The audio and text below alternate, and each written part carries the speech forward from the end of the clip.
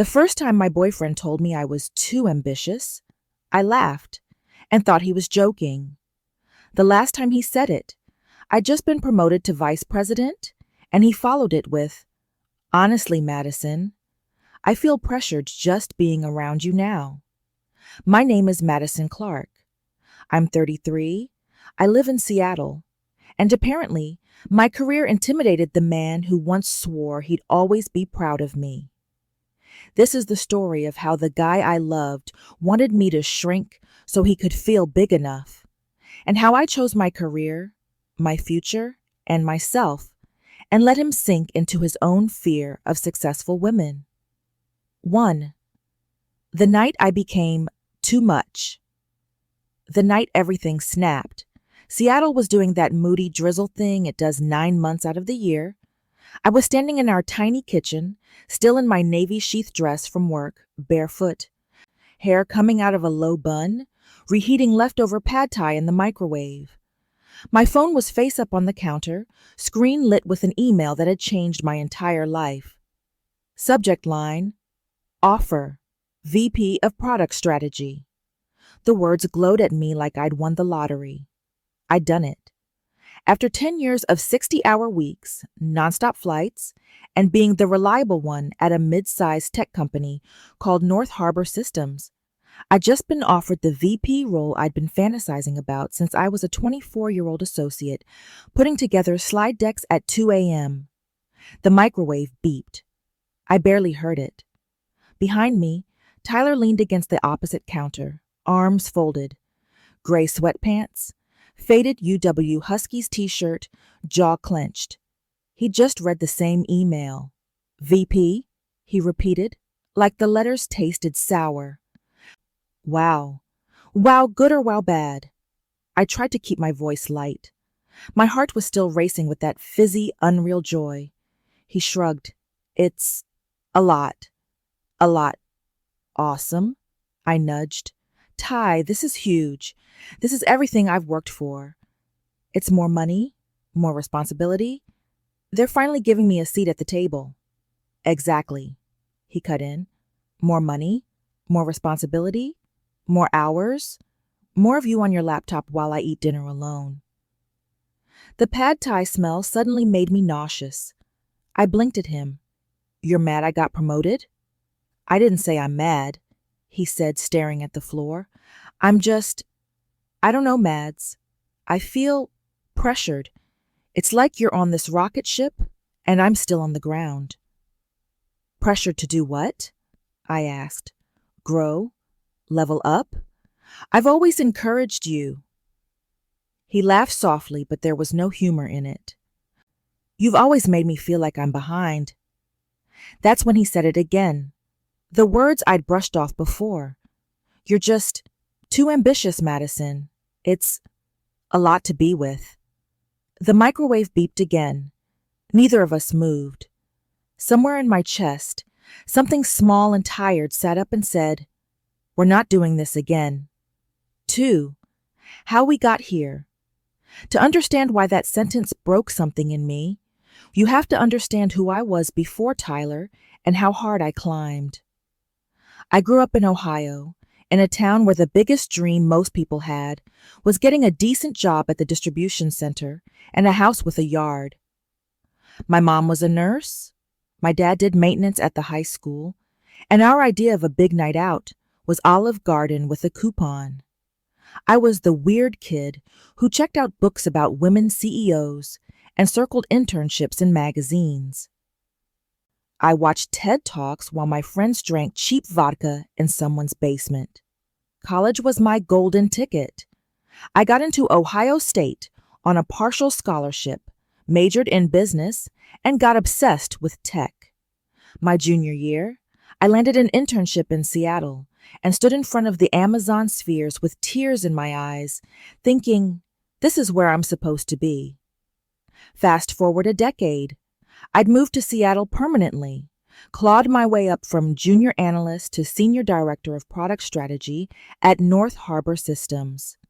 I'd spent years sitting in conference rooms with mostly men named Chris and Alex, explaining why our product roadmap needed to consider actual users and not just investors. I was always the first one in, last one out, the one who edited everyone else's slides before the board presentation. My friends would text me photos from girls' trips I couldn't attend because I was at just one more off-site. I told myself it would be worth it someday. Then, 3 years ago, I met Tyler. We met the way millennial couples do, on Hinge. His profile said he loved live music, hiking, and women who know what they want. On our first date at a craft cocktail bar in Capitol Hill, he asked, "So what do you do?" And I gave my usual polished answer. I lead product strategy for a mid-sized tech company. We build workflow tools for logistics teams. His eyes lit up. Damn, that's hot. I laughed, a little embarrassed. Spreadsheets and roadmaps are hot? No, he said, leaning in. You're hot, and you clearly care about what you do.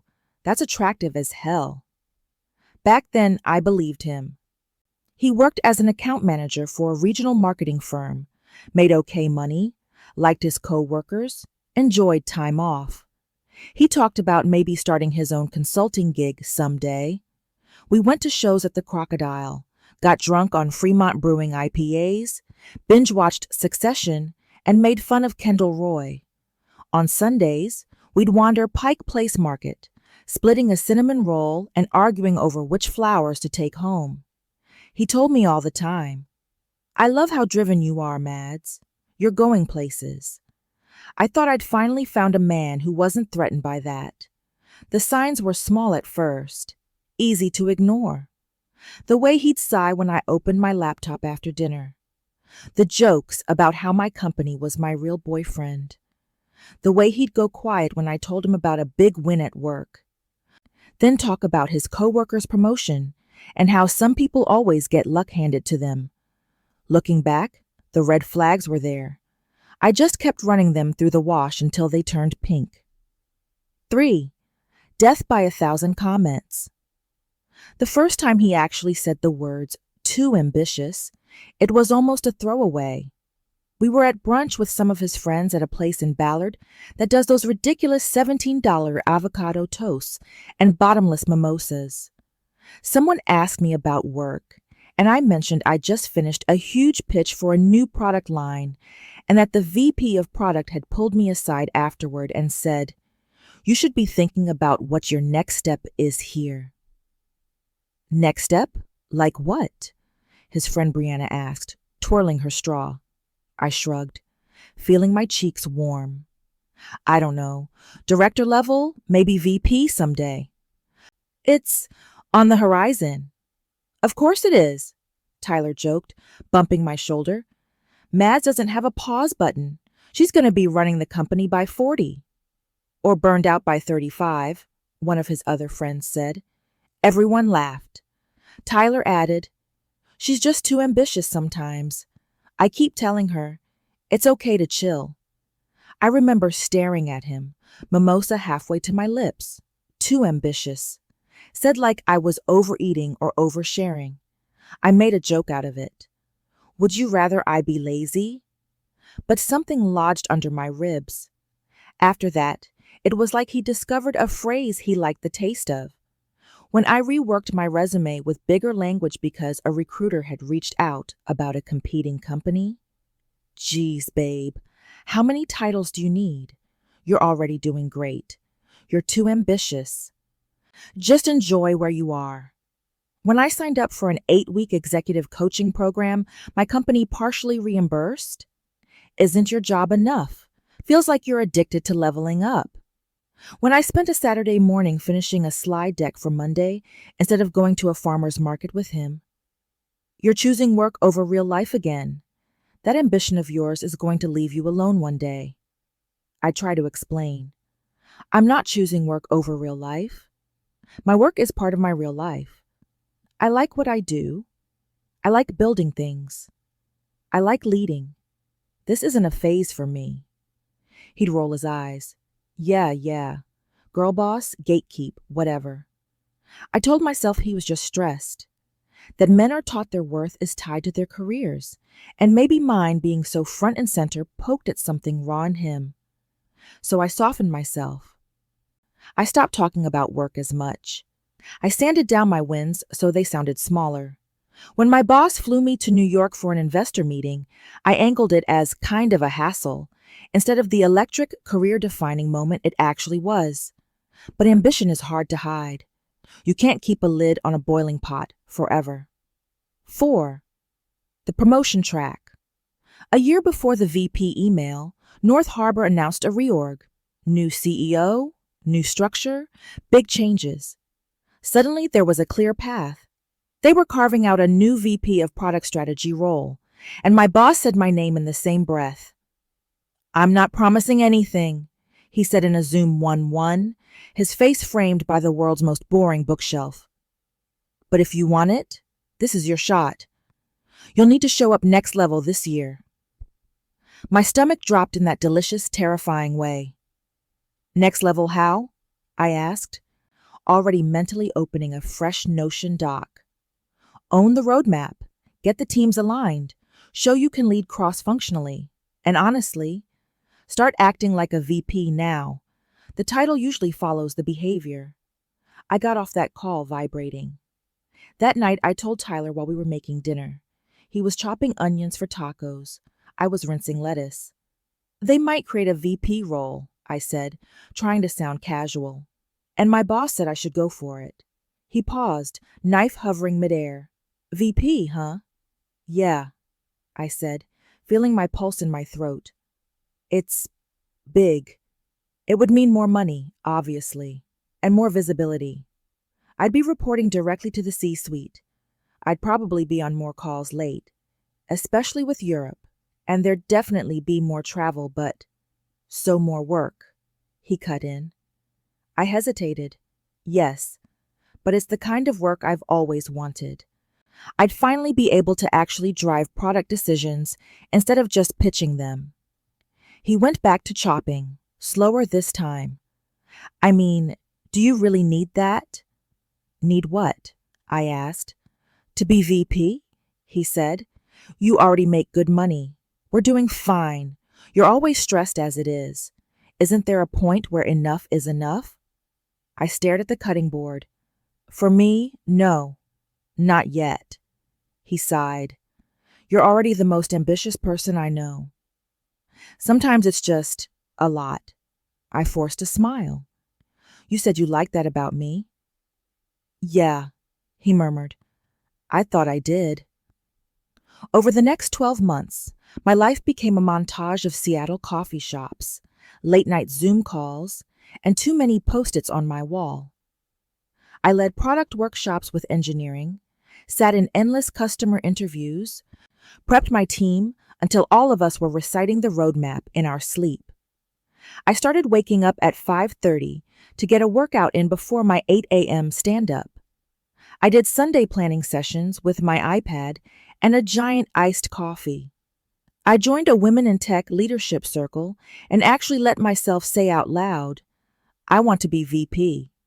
Tyler's reactions became predictable. When I came home buzzing from nailing a presentation, "Cool. Can we not talk about work for one night?"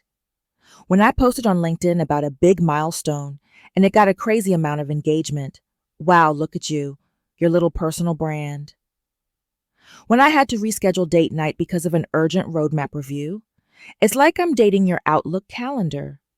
Sometimes I'd ask him about his work, trying to balance it. "How's the new client?" I'd say. "Did your pitch go well?" He'd shrug. "Same old. We hit quota. My boss is annoying. Nothing exciting like your world." The edge on your world cut more than he knew. I kept thinking it would even out, that once the promotion was settled, once my schedule stabilized, we'd find a rhythm again. I didn't realize the promotion would be the earthquake that cracked us open. 5. The offer and the ultimatum. The email came on a Tuesday afternoon. I was in a glass conference room with floor-to-ceiling views of gray Seattle sky, finishing a meeting with product and sales about Q4 priorities. My Apple Watch buzzed. I glanced down and saw my boss's name. Can you hop on a quick call? My heart jumped. That could mean a dozen things. But after the year I'd had, my gut knew which thing it probably was. I wrapped the meeting, shut my laptop, and went to the tiny phone room down the hall. Closed the door, took a breath, hit join. My boss and the new COO were both on camera. I knew then. They talked in careful corporate phrases, but the gist was simple. They were offering me the VP of Product Strategy role, effective next quarter.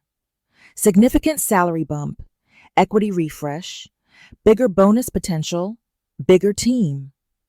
I felt like every late night, every red-eye flight, every we'll see them next time. I'd said to friends and family had just been validated in one email. When I got home, our apartment felt too small to contain the news.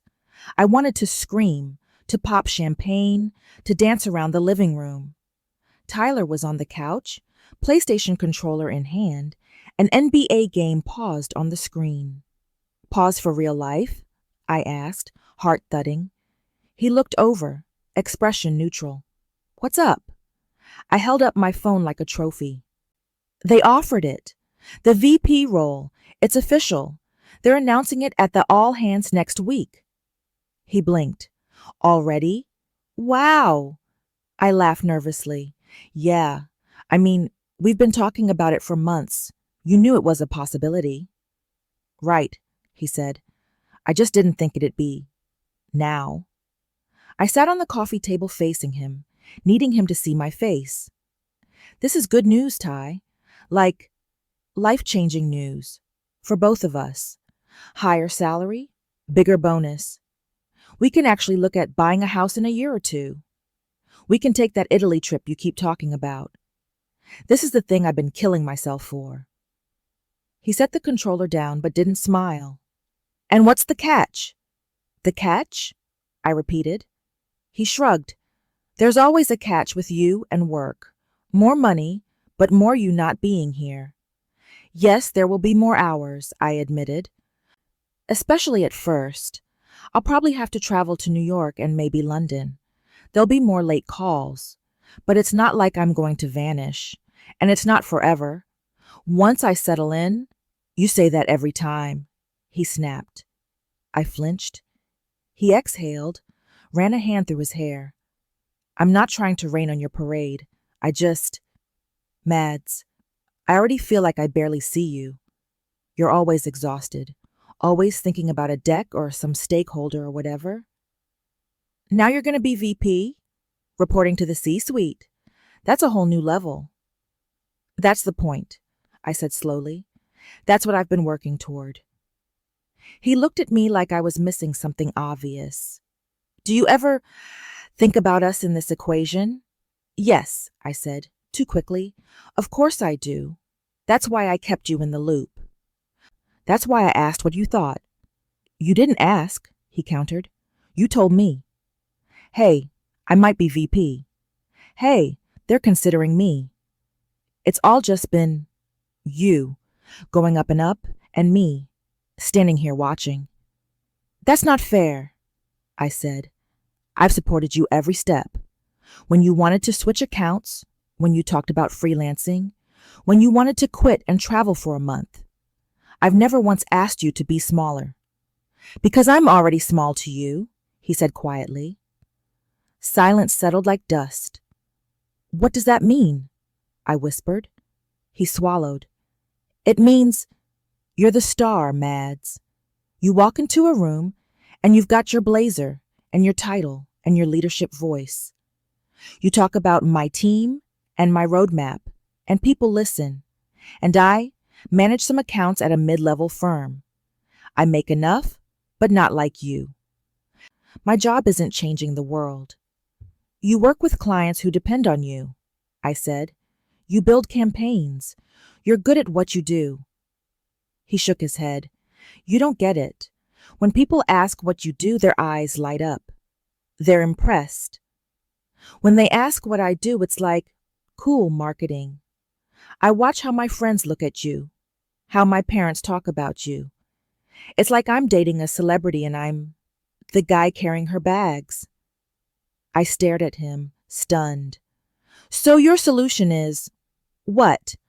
I turn down the VP role? Stay small so you can feel big? He hesitated just a fraction. It was enough. I'm saying, I don't know if I can handle being with someone who's so much more successful than me, he said, voice low. It makes me feel like crap. Like I'm not enough. Like I'm failing as a man. There it was. The quiet part, said out loud. I sat back, the edges of the coffee table digging into my thighs. You told me you loved how driven I was. I did, he said. When we met, you were a director, hustling, dreaming. It was hot. You were chasing something, but now you're getting everything. And I'm still here. I can help you, I said. You've talked about freelancing, about starting your own agency. We can build a plan. I don't want you to be my coach, he snapped. I want to feel like an equal, not a project. I went quiet. He took a breath. Maybe if you slowed down, said no to VP, found a role with more balance, we could focus on us, on maybe starting a family in a few years, on building something that's not just your career. Something inside me crystallized. So those are my options, I asked. Shrink, so you feel safe. Or keep growing and lose you. He didn't answer. He didn't have to. The silence was louder than anything he could have said. 6. Choosing. I didn't say yes to the offer that night. I told my boss I needed 48 hours to think through some personal logistics, which was code for my boyfriend just dropped an emotional grenade at my feet, and I'm trying not to bleed out at my desk. For 2 days, I walked around Seattle like a ghost. I went through the motions, meetings, emails, answering Slack messages with emojis, and got it. While my brain replayed that living room conversation on a loop. A man who loves you will be proud of you, my therapist had said once. Not threatened by your success. Back then, it felt theoretical. Now it felt like a verdict. Wednesday night, I sat on our couch with my laptop open, the cursor blinking in the reply window to my boss's email. Tyler was in the bedroom, scrolling TikTok. Some influencer's audio about soft life floated down the hall. I stared at the screen and imagined 2 versions of my life. Version 1, I write back and say, thank you so much, but after careful thought, I need to prioritize balance right now. I'm happy to stay at my current level. I stay where I am. I stop raising my hand. I stop volunteering for big projects. I learn to be satisfied, or at least pretend. Tyler relaxes. Maybe we get a dog. Maybe in a year or 2, he proposes. We have a wedding at some rustic Washington venue with string lights. I post our engagement photos between modest posts about small wins at work. I'm less tired, maybe. Less fulfilled, definitely. Version 2, I say yes. I step onto the rocket ship. My schedule gets crazy. I learn things I've always wanted to learn. I sit at tables I never thought I'd sit at. I grow. And maybe Tyler walks away. Or I do. One life required me to kill off a piece of myself quietly, politely, so someone else could feel more comfortable. The other life risked loneliness, judgment, and starting over, but let me live fully. I thought about my 16-year-old self sitting in the public library in Ohio, reading about women executives and underlining every quote that made my chest ache. I thought about my mom, exhausted in her scrubs, telling me, don't build your life around anyone else's comfort, baby. They'll move the goalposts on you every time. I thought about sitting in that VP chair at the head of a conference table, making calls, setting the direction, being the woman younger me needed to see. I started typing. Hi, Mark. Thank you so much for the offer and the confidence. I've thought it through, and I'm honored to accept the VP of Product Strategy role. I'm ready to step up. I hit send before I could overthink. The room felt very, very quiet. A weight lifted off my chest and landed somewhere else, deep in my stomach, where the knowledge lived. This decision will cost you something. Tyler emerged from the bedroom a few minutes later, holding his phone. Hey, my mom wants to plan a visit. He started, then stopped when he saw my face. What? I closed the laptop gently. I accepted the VP offer. His jaw worked. Of course you did. I stood up. I need you to hear me clearly, Ty. I love you, but I will not make myself smaller for you. I will not turn down the biggest opportunity of my career because you feel insecure about your LinkedIn headline. That's not fair, he said, voice rising. You're twisting this into some feminist TED talk. I'm telling you how I feel. I feel like I'm drowning in your shadow. That's not my job to fix, I said. My voice was shaking, but the words were steady. Your self-worth is not my responsibility. I can support you, encourage you, root for you, but I will not dim myself so you can feel like a man. He stared at me, hurt and angry, and a little boy lost all at once. So that's it? You picked the job over us. I swallowed. I pick me. If you can't stand next to me while I step into what I've worked for, then, yeah, I guess I am choosing my career over staying small enough to keep you comfortable. He laughed bitterly. Wow, so cold. It's not cold, I said softly. It's clarity. We didn't scream. There were no thrown plates, no neighbors knocking, just two people standing in a living room full of IKEA furniture and unspoken resentments, realizing they were no longer on the same path. Maybe we just need a break, he said eventually. Maybe once things settle down at work, we can... They're not going to settle down in the way you want, I said. This is my life now. This is the level I'm going to be playing at. And if I'm honest, I plan to keep going. He nodded slowly. So you're breaking up with me because I'm not... What? Ambitious enough? Impressive enough? I'm breaking up with you, I said, tears finally spilling over, because you're asking me to betray myself to keep you. He looked away. I slept in the second bedroom that night, on a lumpy pull-out couch we'd bought off Facebook Marketplace. In the morning, I packed a suitcase with enough clothes for a week, grabbed my laptop bag, and called an Uber to a friend's place. Tyler stood in the doorway, arms crossed. He didn't try to stop me. He just said, "Don't expect me to be waiting when you're done playing VP." I wiped my face. Don't worry, I'm not expecting anything from you anymore. The Uber driver didn't comment on the fact that I cried silently the whole way across the city. 7. Letting him sink. The first few weeks as VP were a blur. There were back-to-back meetings, introductions to new peers, 1,000 questions from my team, Slack messages pinging every 10 seconds. My name was suddenly in calendar invites I'd never seen before. Quarterly strategy review, board prep, investor roadmap discussion, and under all of it, a quiet grief humming like white noise. I missed the familiarity of Tyler's snoring, his stupid dad jokes, the way he'd make me pancakes on Sundays. I missed having someone to debrief my day with, even if he didn't always get it. But I also felt lighter. I didn't have to shrink my good news anymore. When my CEO stopped me in the hallway and said, "Your roadmap presentation was the clearest I've seen in years," I let myself feel proud. When the all-hands announcement went out and my Slack DMs flooded with congratulations, I let myself screenshot a few and sent them to my mom, who texted back, "Knew it." I moved into a small, modern one-bedroom closer to the office. My friend Emma helped me hang curtains and build a bed frame.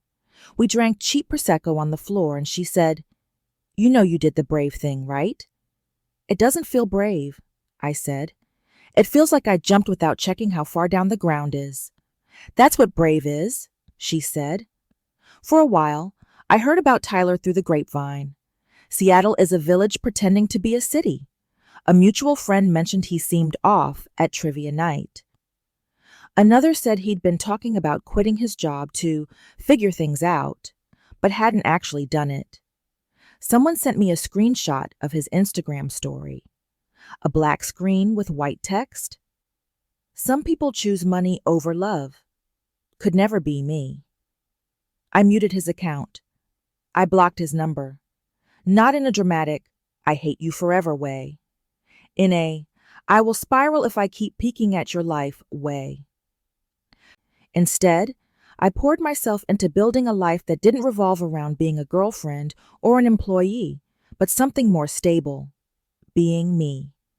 I started going to a 7 a.m. yoga class on Tuesdays with other exhausted women in Lululemon who looked like they were also trying to stretch out years of tension. I joined a book club that read novels by women with messy, complicated lives, and nobody judged them for it. I took a solo weekend trip to Portland just because I could. Work was intense, yes.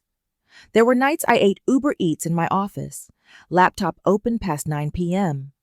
There were flights to New York where I practiced talking points in the back of a lift at 6 a.m.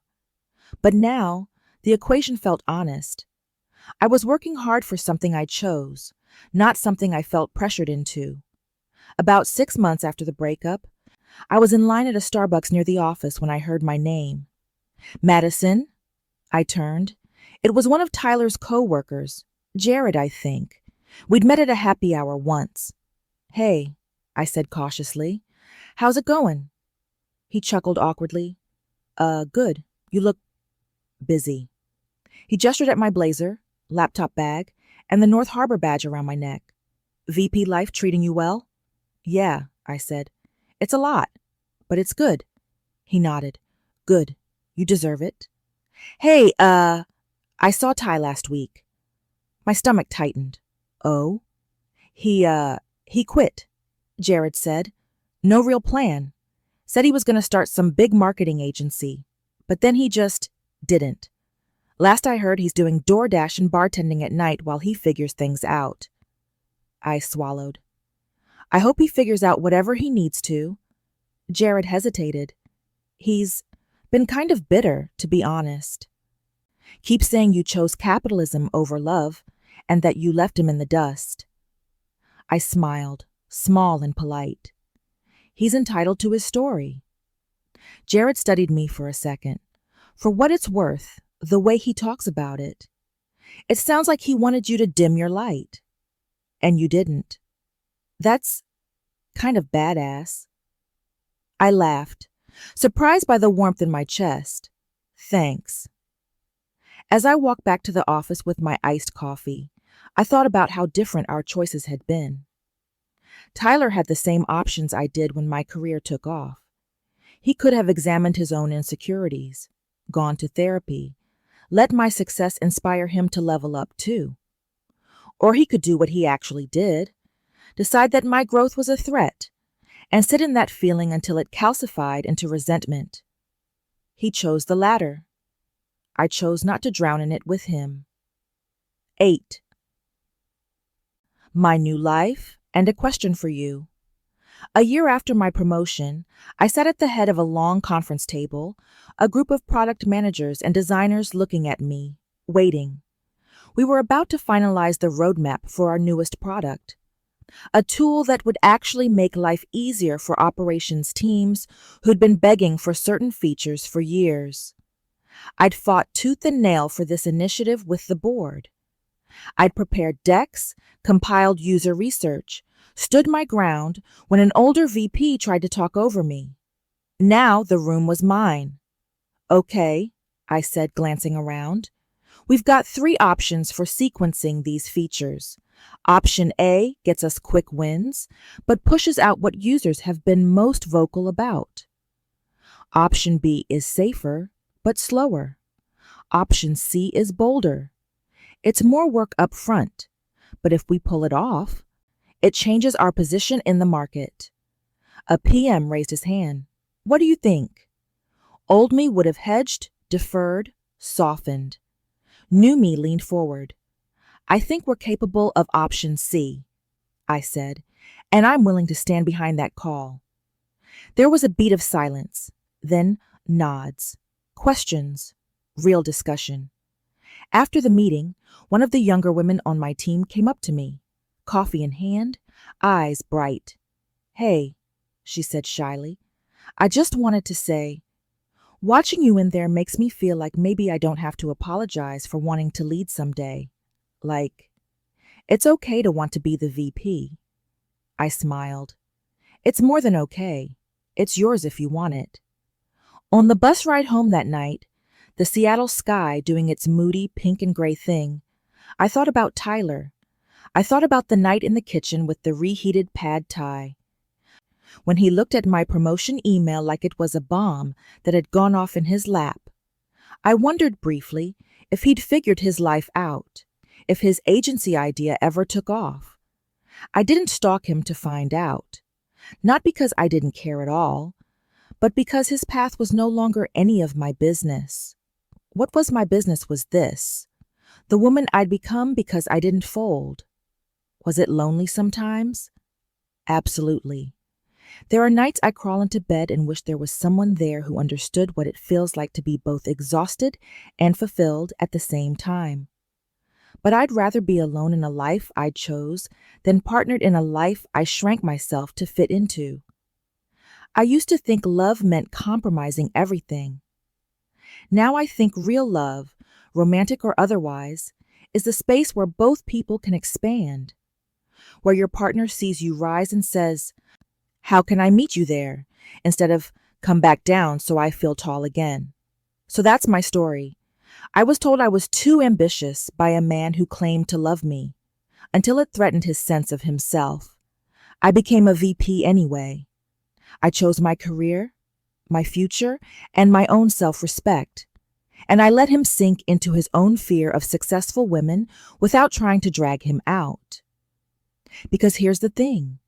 If someone feels pressured just by standing next to your growth, that pressure isn't yours to carry. It's theirs to work through, or not. So now I want to ask you, especially if you're a woman who's ever been called too much, too driven, or too ambitious. If the person you love asked you to shrink your dreams so they could feel safe, would you make yourself small for them? Or would you, like I finally did, let them stay uncomfortable and keep climbing?